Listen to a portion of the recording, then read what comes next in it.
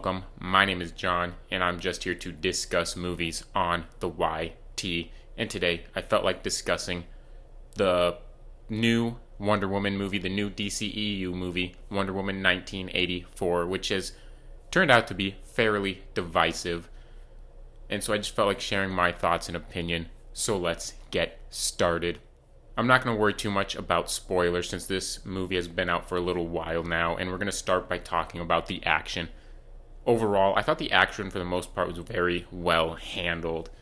I really enjoyed the mall action scene. It had this nice kind of throwback 80s feel to it, kind of homage to Christopher Reeve's Superman and everything, and it takes place in the 80s, so I kind of love that tone that they kind of went for, even though if every action scene was like that, it kind of would have frustrated me a little bit. But as just an opening to the movie to set kind of a tonal thing, I thought it worked really well.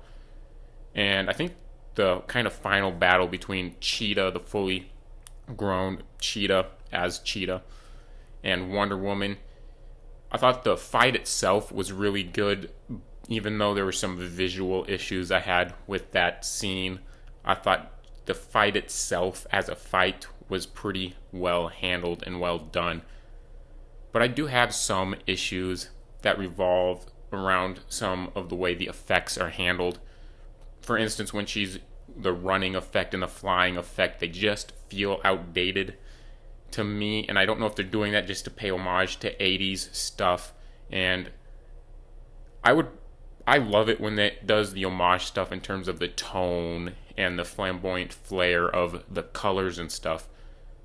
But kind of the flying and fast running effects that they use, they just feel outdated to me. I don't know if it's just me that sees that. And so that does kind of hinder some of the action scenes for me. And just getting into like the Cairo or Egypt action scene with the like military convoy or whatever, there were some nice shots, like when the truck flips, and some nice moments with when she uses the lasso of truth on the missile and everything. But overall, I didn't enjoy that action scene as much as I feel like I should have. I didn't feel like there's enough wide angle shots to showcase the vehicular stunt work that was going on in the scene. And now getting into the acting and the characters, I thought the acting was really good in this movie. And I thought Wonder Woman is a great character, and I love her dynamic with Steve Trevor in this movie. And I love the way, I thought they did a nice job handling the return of Steve Trevor. And even his exit, I thought was really well handled. And kind of how it flips the first movie's dynamic, where in the first movie Diana was the fish out of water. In this one it's Steve Trevor. And then when we get into Kristen Wiig, I thought the performance was really good. She's a great actress.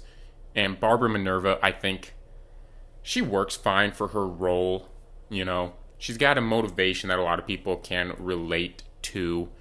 So I don't have too many issues with her.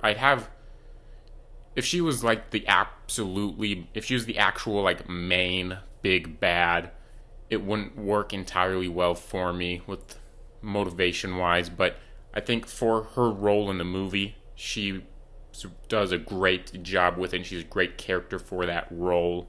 And now getting into one of my issues with this movie, and that is Maxwell Lord. I think Pedro Pascal does a great job with his acting and his performance of the role, but I have some just kind of issues with the character himself.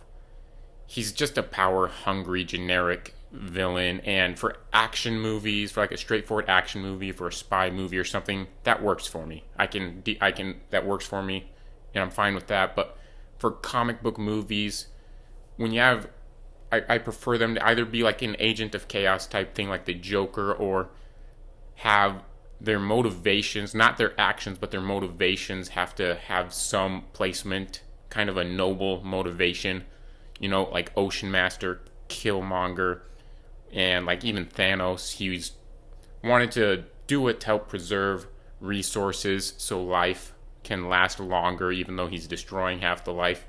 Their methods are bad, but their motivations are noble. Maxwell Lord's just he doesn't have any of that. He's just a power hungry villain doing whatever, and he just kind of feels like he does what the plot needs him to do to make conflict, and that just kind of frustrates me a lot. And now talking about the visuals, getting into the visuals section of my review, this one I'm kind of split on. I love the cinematography and kind of the colorization and lighting and everything in this movie and how it's kind of shown to us. But kind of something I alluded to a little bit in the action segment, and some of the effects to me don't work. Like like I said, the running fast effect, the flying effects don't work for me. They feel outdated to me. They feel like the Christopher Reeve type of flying effects and stuff. They don't feel modernized. They just feel outdated. And then even when you get into like the visual effects and stuff, like I was talking about with Cheetah, I thought the fight scene itself was really good, but even if the CGI was good, which I don't think it was that great, but even if it was like just fantastic and great CGI, I just didn't like the design of the character of Cheetah when she's actually Cheetah, because she almost looks kind of like I don't know, I don't think this exists, but like a snow leopard version of a cheetah. Cheetahs aren't gray there. And even there's a couple moments that just didn't fully work for me. Visually speaking, the cinematography, lighting, and colorization I thought was really good, but overall it just looked, for whatever reason, it looked and felt outdated when I watched this movie. And I can watch stuff that's homage to the 80s. You can do the homage to 80s without making it feel outdated. Just for instance, like Mank. It does all of that 60s, not 60s, why did I say 60s? 30s type of stuff in Mank that does all of that, but it doesn't feel outdated. This feels outdated to me. And getting into the story segment of it, I alluded it a little, I do allude to this a little bit in my acting and character segments, but like I said, Maxwell Lord's motivations, I did not like that, his kind of story or anything. But even the story itself revolving around this like monkey's paw type of thing, I think they go a little too ambitious with it. When you have the entire world basically making wishes, I don't care how great Diana's speech is, I don't buy in that the fact that there wouldn't at least be one asshole that would not renounce his wish. And it makes it seem like the entire freaking world just renounced their wish all at the same time. And, that's kind of where, yeah, it's cheesy and stuff, but it's that kind of cheese that doesn't entirely work for me in this type of a movie. When you have cheesy humor and stuff, like in that mall scene and stuff, I can dig all of that. I love all of that. It makes it feel 80s without feeling outdated. That particular scene didn't feel outdated to me, but I'm going to talk a little bit on how I would fix some of my issues, and that would be to just take the monkey's paw thing and do kind of what Thanos was trying to do with the Infinity Stones. Instead of just Maxwell Lord wanting power and everything, make it to where he has a noble like wish, like he wishes for, I don't know, world peace, to end world hunger, whatever it ends up being. Do something like that ends up having grave consequences to it, that no one would actually realize would be there.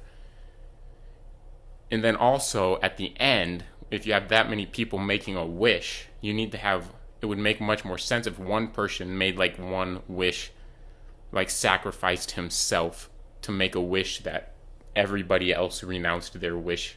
And getting into the sound, the final segment of my reviews, the score it's Hans Zimmer. Hans Zimmer always makes great scores, and this is no different. It's an awesome sounding movie. It's got some nice musical cues in it, especially cheetah score and stuff I really dug. And so sound wise, it's a great movie. So overall, I think Wonder Woman 1984 deserves a positive score. I do think it does. It's an enjoyable movie to watch. It's a good comic book movie. It has some fun elements to it. The acting is really good. The chemistry is great. You got some fun action sequences in there as well. I do think it's actually, I probably forgot to mention this, I do think it's a little too long of a movie. It's too long. It's longer than it needs to be. So, that kind of would take away from it, but it's still very enjoyable to watch. I don't think it's nearly as good as the first Wonder Woman, but I do think it's an enjoyable movie to watch, even if it does feel a little outdated to me personally. But I would give Wonder Woman 1984 a 3. Thanks for watching this video. This is seemingly a divisive movie. A lot of people think it's one of the best DC movies. Some people think it's terrible. Personally, I'm kind of down the middle. I think it's kind of middle of the road for me personally. But I'd love to hear your thoughts and opinions in the comments section down below. And if you enjoyed this video, or even if you didn't, I'd still love it if you smashed that thumbs up icon and smashed that subscribe button and hit that notification bell as well to stay tuned to my videos and my channel. I plan on doing a DCEU ranking soon, probably next week sometime, but I recommend staying tuned because I can almost guarantee I'm going to have a very controversial placement towards the bottom of that list, and it's not this movie. So stay tuned for that, and I will return next time when I see you again.